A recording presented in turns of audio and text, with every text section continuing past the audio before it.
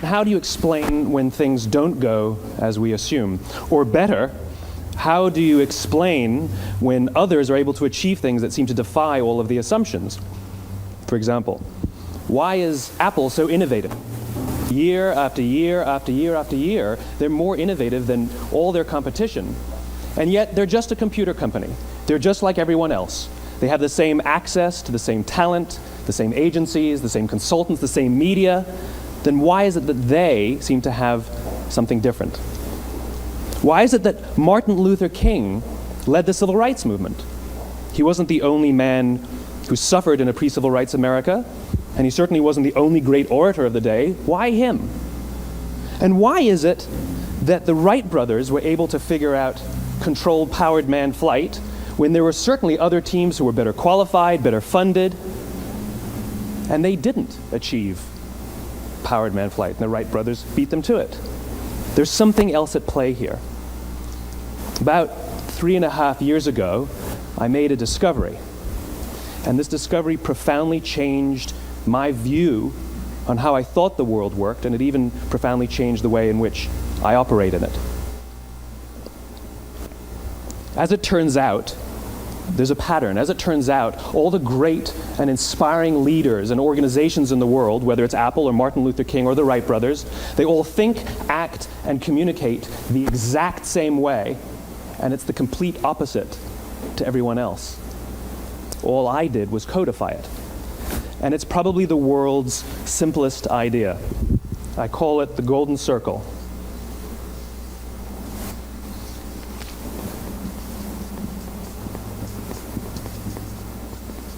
Why, how, what? This little idea explains why some organizations and some leaders are able to inspire where others aren't. Let me define the terms really quickly. Every single person, every single organization on the planet knows what they do, 100%. Some know how they do it, whether you call it your differentiating value proposition or your proprietary process or your USP. But very, very few people or organizations know why they do what they do. And by why, I don't mean to make a profit. That's a result. It's always a result. By why, I mean what's your purpose? What's your cause? What's your belief? Why does your organization exist? Why do you get out of bed in the morning? And why should anyone care? Well, as a result, the way we think, the way we act, the way we communicate is from the outside in. It's obvious. We go from the clearest thing to the fuzziest thing. But the inspired leaders and the inspired organizations, regardless of their size, regardless of their industry, all think, act, and communicate from the inside out. Let me give you an example. I use Apple because they're easy to understand and everybody gets it. If Apple were like everyone else, a marketing message from them might sound like this: we make great computers. They're beautifully designed, simple to use, and user-friendly. Want to buy one? Meh. And that's how most of us communicate. That's how most marketing is done, that's how most sales is done, and that's how most of us communicate interpersonally. We say what we do, we say how we're different or how we better, and we expect some sort of behavior, a purchase, a vote, something like that. Here's our new law firm. We have the best lawyers with the biggest clients. We have, we always perform for our clients, do business with us. Here's our new car. It gets great gas mileage. It has, leather seats. Buy our car. But it's uninspiring. Here's how Apple actually communicates. Everything we do, we believe in challenging the status quo. We believe in thinking differently. The way we challenge the status quo is by making our products beautifully designed, simple to use, and user-friendly.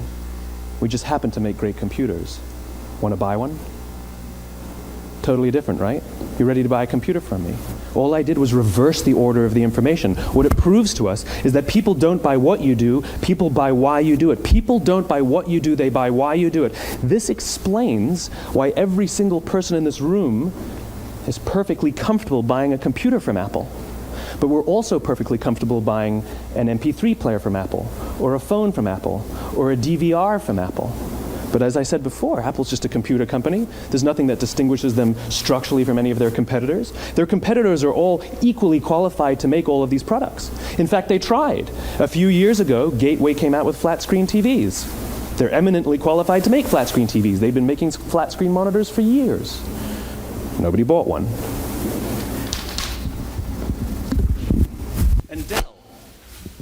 Dell came out with MP3 players and PDAs. And they make great quality products, and they can make perfectly well-designed products, and nobody bought one. In fact, talking about it now, we can't even imagine buying an MP3 player from Dell. Why would you buy an MP3 player from a computer company? But we do it every day. People don't buy what you do, they buy why you do it. The goal is not to do business with everybody who needs what you have. The goal is to do business with people who believe what you believe. Here's the best part. None of what I'm telling you is my opinion. It's all grounded in the tenets of biology, not psychology, biology. If you look at a cross-section of the human brain, looking from the top down, what you see is the human brain is actually broken into three major components that correlate perfectly with the golden circle. Our newest brain, our Homo sapien brain, our neocortex, corresponds with the what level. The neocortex is responsible for all of our rational and analytical thought and language. The middle two sections make up our limbic brains, and our limbic brains are responsible for all of our feelings, like trust and loyalty. It's also responsible for all human behavior, all decision-making, and it has no capacity for language. In other words, when we communicate from the outside in, yes, people can understand vast amounts of complicated information like features and benefits and facts and figures. It just doesn't drive behavior. When we communicate from the inside out, we're talking directly to the part of the brain that controls behavior, and then we allow people to rationalize it with the tangible things we say and do. This is where gut decisions come from. You know, sometimes you can give somebody all the facts and your figures, and they say, I know what all the facts and details say, but it just doesn't feel right. Why would we use that verb? It doesn't feel right. Because the part of the brain that controls decision-making doesn't control language. And the best we can muster up is, I don't know, it just doesn't feel right. Or sometimes you say you're leading with your heart or you're leading with your soul. Well, I hate to break it to you, those aren't other body parts controlling your behavior. It's all happening here in your limbic brain, the part of the brain that controls decision-making and not language.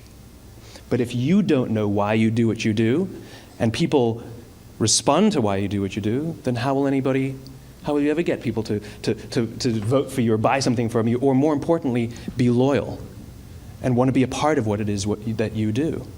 Again, the goal is not just to sell people who need what you have. The goal is to sell to people who believe what you believe. The goal is not just to hire people who need a job. It's to hire people who believe what you believe. I always say that, you know, there's if you hire people just because they can do a job, they'll work for your money. But if you hire people who believe what you believe, they work for you with blood and sweat and tears. And nowhere else is there a better example of this than with the Wright brothers. Most people don't know about Samuel Pierpont Langley. And back in the early 20th century, the pursuit of powered man flight was like the dot-com of the day. Everybody was trying it. And Samuel Pierpont Langley had what we assume to be the recipe for success. I mean, even now, you ask people, why did your product or why did your company fail? And people always give you the same permutation of the same three things. Undercapitalized, the wrong people, bad market conditions. It's always the same three things. So let's explore that. Samuel Pierpont Langley was given $50,000 by the War Department to figure out this flying machine. Money was no problem. He held a seat at Harvard and worked at the Smithsonian and was extremely well connected. He knew all the big minds of the day. He hired the best minds money could find, and the market conditions were fantastic. The New York Times followed him around everywhere, and everyone was rooting for Langley. And how come we've never heard of Samuel Pierpont Langley? A few hundred miles away in Dayton, Ohio, Orville and Wilbur Wright. They had none of what we consider to be the recipe for success. They had no money. They paid for their dream with the proceeds from their bicycle shop. Not a single person on the Wright brothers' team had a college education, not even Orville or Wilbur. And the New York Times followed them around nowhere. The difference was Orville and Wilbur were driven by a cause, by a purpose, by a belief. They believed that if they could figure out this flying machine, it'll change the course of the world. Samuel Pierpont Langley was different. He wanted to be rich, and he wanted to be famous. He was in pursuit of the result. He was in pursuit of the riches. And lo and behold, look what happened. The people who believed in the Wright brothers' dream worked with them with blood and sweat and tears. The others just worked for the paycheck.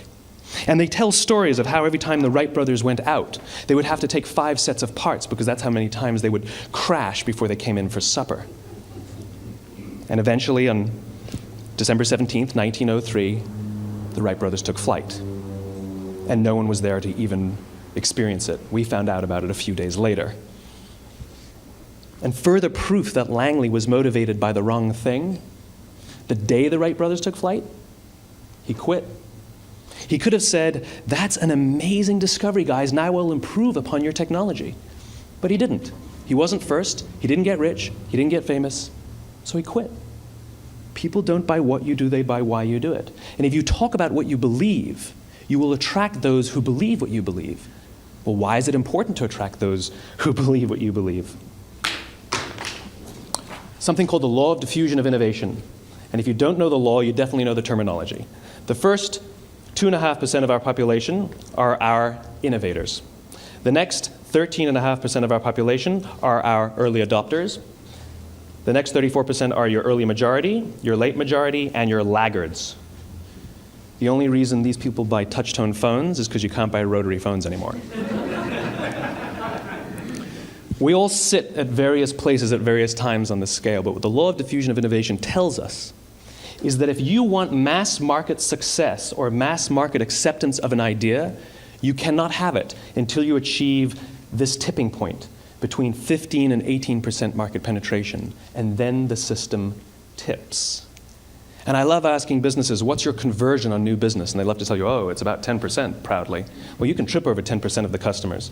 We all have about 10% who just get it. That's how we describe them, right? That's like that gut feeling, oh, they just get it. The problem is, how do you find the ones that just get it before you're doing business with them versus the ones who don't get it?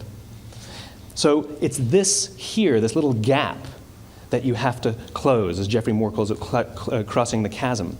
Because you see, the early majority will not try something until someone else has tried it first. And these guys, the innovators and the early adopters, they're comfortable making those gut decisions. They're more comfortable making those intuitive decisions that are driven by what they believe about the world and not just what product is available. These are the people who stood online for 6 hours to buy an iPhone when they first came out, when you could have just walked into the store the next week and bought one off the shelf. These are the people who spent $40,000 on flat screen TVs when they first came out, even though the technology was substandard. And by the way, they didn't do it because the technology was so great. They did it for themselves. It's because they wanted to be first. People don't buy what you do, they buy why you do it. And what you do simply proves what you believe. In fact, people will do the things that prove what they believe. The reason that person bought the iPhone in the first 6 hours, or stood in line for 6 hours, was because of what they believed about the world and how they wanted everybody to see them.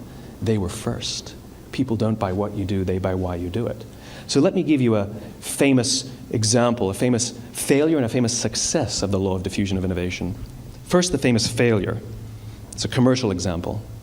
As we said before a second ago, the recipe for success is money and the right people and the right marketing conditions, right? You should have success then.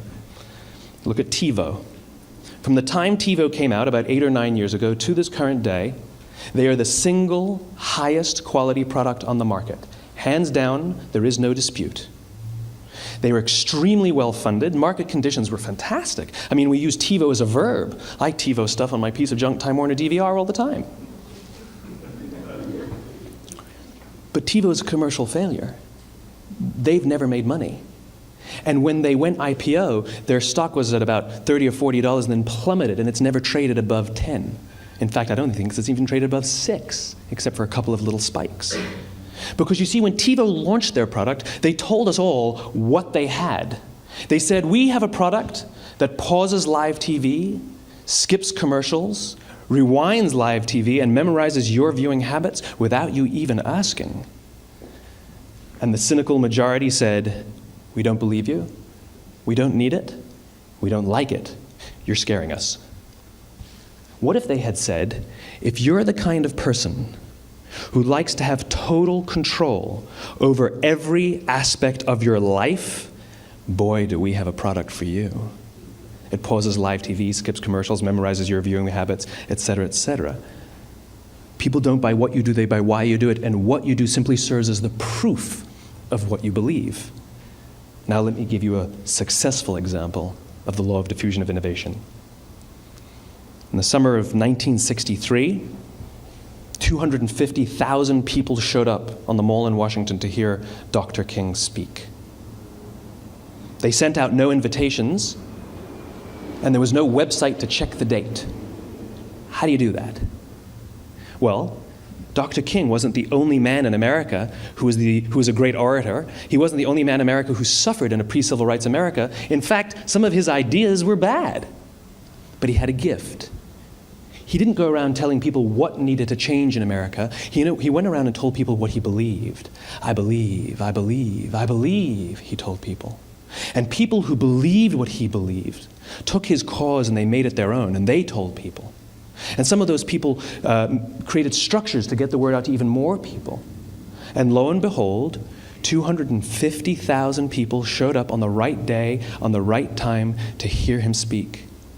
How many of them showed up for him?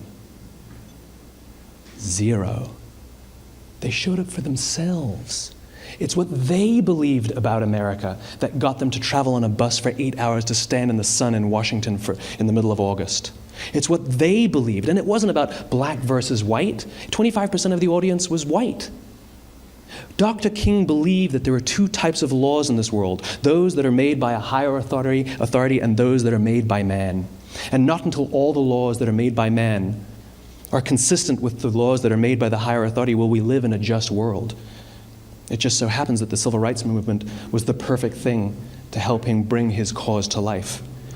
We followed him not for him, but for ourselves. And by the way, he gave the I have a dream speech, not the I have a plan speech. Listen to politicians now with their comprehensive 12-point plans. They're not inspiring anybody. Because there are leaders and there are those who lead. Leaders hold a position of power or authority, but those who lead inspire us.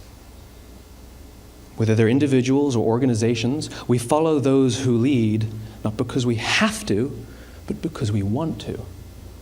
We follow those who lead, not for them, but for ourselves. And it's those who start with why that have the ability to inspire those around them or find others who inspire them. Thank you very much.